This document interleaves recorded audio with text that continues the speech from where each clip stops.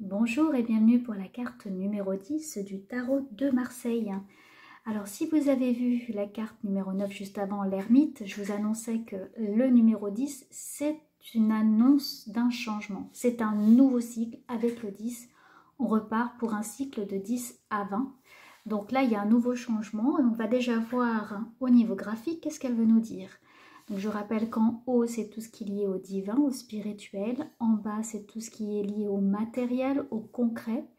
À gauche, on a le passé avec l'introversion et à droite, on a le futur avec l'extraversion.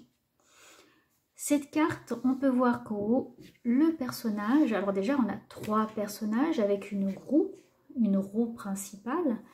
3 personnages qui semblent être à la fois humains et à la fois animaux, des animaux, et un qui descend à gauche, qui est collé à la partie passée, un qui est à droite, mais rien ne touche le futur, à part cette eau qu'il y a en bas.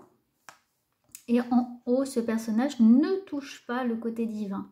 Par contre, il a lui des ailes, comme des ailes d'un ange ou du diable, on ne sait pas, qui sont de couleur rouge, donc le rouge lié plutôt à l'action, et le bleu qui est lié plutôt au divin. Alors lui, avec sa couronne royale, qui pourrait donc représenter à la fois l'humain, à la fois le divin, il y a un peu plein de choses mélangées dans cette carte, où on ne sait pas qui est à la fois divin, qui est à la fois humain, et c'est un petit peu mélangé au niveau des, je dirais, des repères.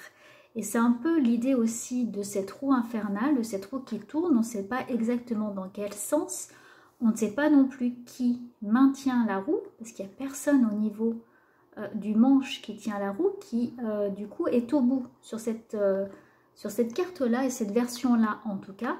Donc cette roue qui tourne avec la couleur rouge, donc couleur de l'action, on ne sait pas bien dans quel sens elle va être tournée. Si ça va être à droite ou si ça va être à gauche.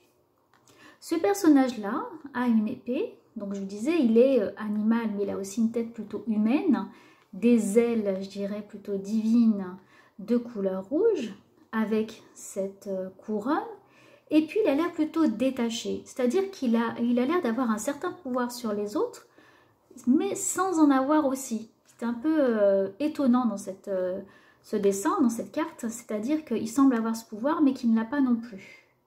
Et il est posé là, comme un maître au-dessus d'eux, lui qui essaie de monter, et lui qui plutôt descend, et puis descend vers le passé, et lui qui est là pour maintenir, maîtriser cette roue, mais sans avoir d'action directe, ou alors donner l'impression de l'avoir sans vraiment que ça soit officiel ou concret.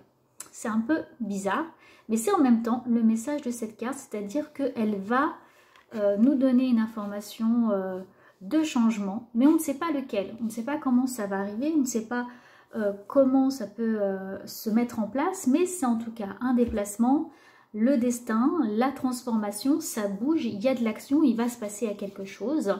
Est-ce que c'est vous qui allez arrêter cette roue et revenir prendre la main sur cette roue du destin, la roue de fortune, parce que le mot est assez fort, justement, la fortune. Ou de la fortune, c'est un peu comme, voilà, comme il y a dans les années 80, on lançait, il y avait un jeu, on lançait la roue et on ne savait pas sur quoi on allait tomber. C'est un peu ça. Enfin, je crois que c'est les années 80, il me semble, oui. J'étais assez petite, mais il y avait un jeu où on lançait, ou peut-être les années 90, je ne sais plus.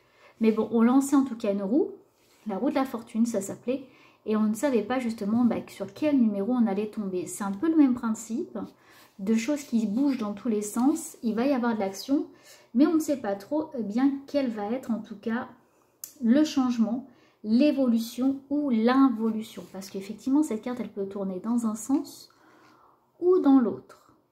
On a aussi, au niveau du matériel, ce qui est changeant, c'est-à-dire on a de l'eau et de couleur bleue, donc couleur divine, qui est vraiment posée sur le côté matériel, dans le concret. Comme si finalement, cette eau allait nettoyer, faire un changement dans le côté matériel et concret, et qui a cette couleur divine. Tout est un petit peu inversé dans cette carte. Quoi qu'il en soit, c'est quand on a cette carte dans un jeu, on sait qu'il y aura un changement. On sait que des choses vont être bousculées. Il va y avoir de l'action, il va y avoir une évolution. mais on ne sait pas vraiment ce à quoi s'attendre.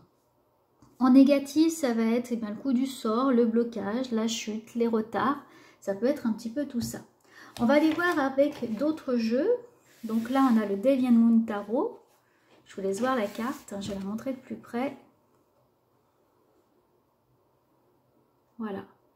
Alors là, elle est assez représentative justement de ce coup du sort. Parce que là, on a un personnage couleur chair avec donc un habit rouge, donc rouge relié aussi également là comme au diable, qui en plus là bat la mesure, donc comme un peu le coup du sort qui bat comme des tambours, attention roulement de tambour pour donner justement eh bien, le résultat.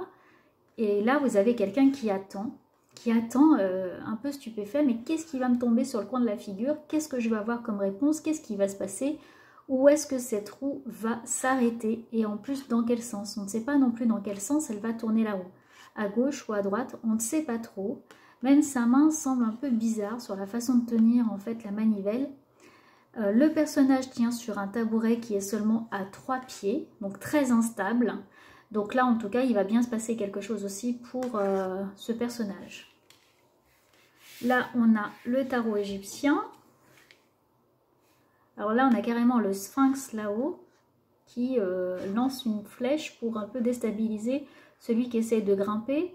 Donc là, on essaie vraiment d'empêcher la progression. Et puis de l'autre côté, il est carrément la tête en bas. Donc la forme de dragon, tête en bas, prêt à tomber.